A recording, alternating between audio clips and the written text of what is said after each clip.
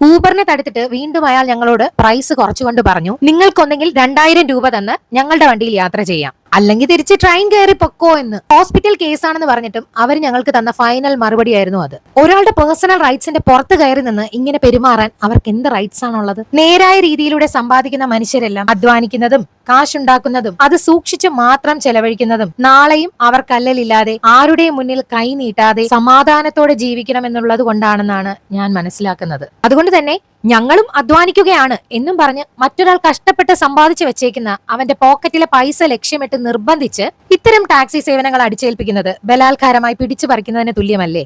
പണ്ട് നോക്കുകൂലി നിർത്തലാക്കിയതുപോലെ ഇത്തരം നിർബന്ധിത സേവനങ്ങളും നിർത്തലാക്കേണ്ട കാലം അതിക്രമിച്ചു കഴിഞ്ഞിരിക്കുന്നു എന്ന് തന്നെ പറയേണ്ടിയിരിക്കുന്നു. ആവശ്യമില്ലാത്ത സേവനങ്ങൾ സ്വീകരിക്കാൻ നിർബന്ധിക്കുന്നത് അവരുടെ അസോസിയേഷന്റെ തീരുമാനങ്ങളാണെന്നും പറഞ്ഞ് അത് റൂൾസായി നാനാവിധ ആവശ്യങ്ങളുമായി ട്രെയിൻ ഇറങ്ങുന്ന യാത്രക്കാരിലേക്ക് നിർബന്ധപൂർവ്വം അടിച്ചേൽപ്പിക്കുന്നതും നിയമം അനുശാസിക്കുന്ന കാര്യങ്ങളാണോ? സമയം അത് ആർക്കു വേണ്ടി നിൽക്കില്ല മനുഷ്യ. അതുകൊണ്ട് തന്നെ മറ്റൊരാളുടെ ജീവന്റെയും ജീവിതത്തിന്റെയും ഗതി മാറ്റാൻ ഇത്തരം നിർബന്ധിത സേവനങ്ങൾക്ക് സാധിക്കുമെന്ന് കൂടി മനസ്സിലാക്കിച്ചു തന്നൊരു ദിവസമായിരുന്നു എനിക്ക് ജൂലൈ 25.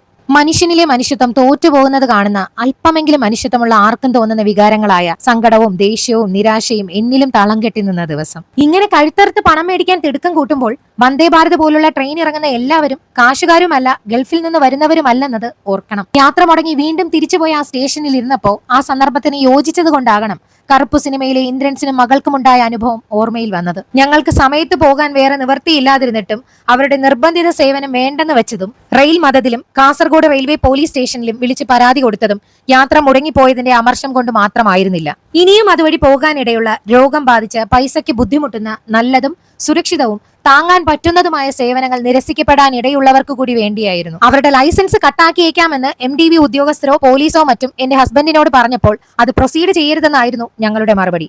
കാരണം ഞങ്ങളോട് ഇങ്ങനെയൊക്കെ പെരുമാറിയെങ്കിലും ആരുടെയും വയറ്റത്തടിക്കണമെന്നുള്ള ഉദ്ദേശമൊന്നും ഞങ്ങൾക്കില്ല. കൂടാതെ ഞങ്ങൾ അവരുടെ തന്നെ മറ്റൊരു വേർഷനാകാൻ ആഗ്രഹിക്കുന്നുമില്ല. പകരം ഇനിയൊരു ഹോസ്പിറ്റൽ കേസുമായോ പണമില്ലാത്തവരോടോ അവരുടെ സേവനം ആവശ്യപ്പെടാതെ പോകുന്നവരോടോ അവർ ഈ തരത്തിൽ ഉപദ്രവം ചെയ്യാൻ പാടില്ല. തിരുത്താൻ പറ്റുന്ന തെറ്റുകൾക്ക് അവസരം കൊടുക്കുന്നതിൽ തെറ്റില്ലല്ലോ. അവരാവശ്യപ്പെട്ടതുപോലെ തിരിച്ച് നമ്മൾ റെയിൽവേ സ്റ്റേഷനിൽ വന്നിരുന്നത് തിരിച്ച് തിരുവനന്തപുരത്തേക്ക് മടങ്ങി പോകാൻ വേണ്ടിയായിരുന്നില്ല. മംഗലാപുരത്തേക്കുള്ള ട്രെയിനിന് വേണ്ടിയുള്ള ദീർഘനേരത്തെ കാത്തിരിപ്പിനിടയിൽ നടന്ന സംഭവങ്ങൾ റെയിൽ മദതില് ഇമെയിൽ വഴി വീഡിയോ സഹിതം അറ്റാച്ച് ചെയ്ത് കംപ്ലൈന്റ് രജിസ്റ്റർ ചെയ്യാൻ MDV, CRPF തുടങ്ങിയ ഉദ്യോഗസ്ഥരുടെ കൂടെ ഇമെയിലിൽ കംപ്ലൈന്റ് രജിസ്റ്റർ ചെയ്യാനും കൂടാതെ തന്നെ മറ്റൊരു ഓൾട്ടർനേറ്റീവ് സൊല്യൂഷൻ ആയിട്ട് മറ്റൊരു വഴി കണ്ടുപിടിക്കാനും കൂടിയൊക്കെയാണ് ഈ ഒരു ടൈം ഞങ്ങൾ സ്പെൻഡ് ചെയ്തത്. നമുക്ക് ഫൂട്ട് ഓവർ ബ്രിഡ്ജ് വഴി കയറി ഇറങ്ങിയാൽ പ്ലാറ്റ്ഫോം 3ക്ക് അപ്പുറത്തായിട്ട് കിടക്കുന്ന റോഡിലേക്ക് പോയി ഇറങ്ങാൻ പറ്റും. ആ ഒരു റോഡ് ഊബറിന്റെ മാപ്പിൽ കൊടുത്തു കഴിഞ്ഞാൽ ആ ഒരു റോഡിൽ ഊബർ വരികയും അതുവഴി നമുക്ക് കയറി പോകാനും സാധിക്കും. ഇതെല്ലാം തന്നെ നമുക്ക് അവർ നഷ്ടപ്പെടുത്തിയ ആ സമയത്ത് നമ്മൾ ചെയ്ത കാര്യങ്ങളായിരുന്നു. അപ്പൊ ഈ ഒരു പ്രശ്നമായിട്ട് സംബന്ധിച്ച് ഇതായിരിക്കും നമ്മുടെ last video. So see you, take care, by.